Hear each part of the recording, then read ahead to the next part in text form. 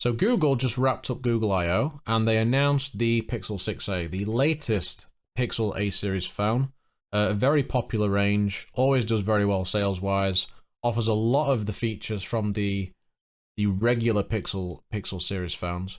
So what do we get this time round? We get, with the display, a little bit smaller at 6.1 inches, it's 60 Hz, it's got Gorilla Glass 3, there's an under-display fingerprint reader, which I'm hoping isn't exactly the same as the Pixel 6s. It has 6GB of RAM, and it includes the Google Tensor chip, which means that it's going to have the same features as the Pixel 6 in regards to the machine learning AI capabilities, the translate features, the text-to-speech.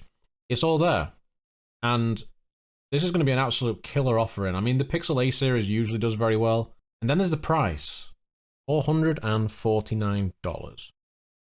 Might end up being around £399 here in the UK. But let's go with $449. Now that's a great price. But there is a but. For those people that are out there buying phones outright and they're trying to get the best phone for the money that they have, it's very close to a Pixel 6 that you can get secondhand. And in a lot of cases, pretty much brand new secondhand. I mean, I even sold my Pixel 6 for around £400. Of course, when it comes to people that are after the best phone possible, I'd recommend the Pixel 6 over the 6a. But say you have a friend or family member that's not really that much into the tech, or they're not really bothered about having the biggest possible camera sensor or anything like that, I would probably recommend the 6a to them, just because the camera being the smaller sensor, more like the ones that we found on the Pixel 4a series and the 5, that's going to be more suited to them. You don't have the depth of field issues that you can sometimes get with the Pixel 6 with that larger sensor. It's a lot more practical to use for those people. People will get up close or something and take a photo, and if it's not all within focus, they'll be like, oh, this is rubbish. And I've seen people say that about the Pixel 6 in photos that I've taken, and they don't quite understand that the depth of field is very, very different, and it can be a very, very finite area that ends up in focus if you get a little bit too close. So in that respect, I think it will be a lot more practical. A 60 Hz screen is no problem for most people. Smaller form factor will be great. And it's still got a very good sized battery, so 4,300 milliamp hours. That's absolutely solid. And with Tensor and the 60 Hz display, that is gonna last all day easily.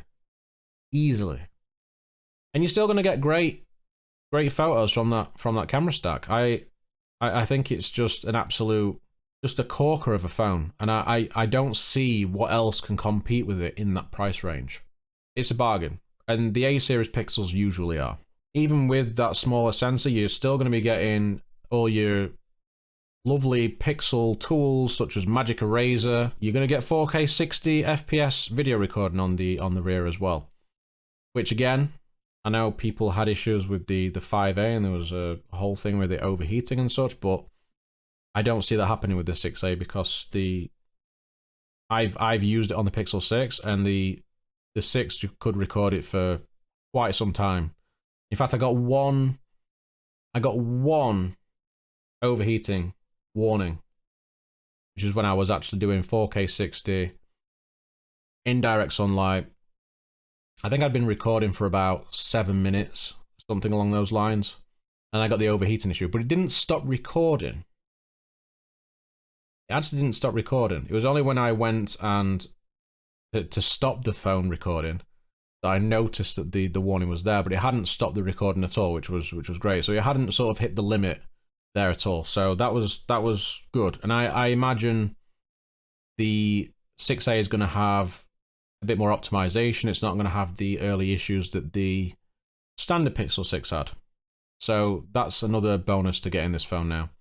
I honestly think this phone looks fantastic. I really like the Pixel 6 design. I know it's not for everybody, but it's a really practical design. Looks really nice, and I'd like to hear your thoughts on this. Is the Pixel 6a something that you would be looking to pick up, or would you rather spend around the same money maybe just a touch more to get that Pixel 6 and the extra features that come with that, such as the bigger sensor, wireless charging, better build, better front-facing camera, bigger screen, higher refresh rate. There's a lot there, and not for much difference in that price. What would you do? Let me know in the comments. I'm Dan, this is Grounded Tech. Stay grounded, I'll see you soon.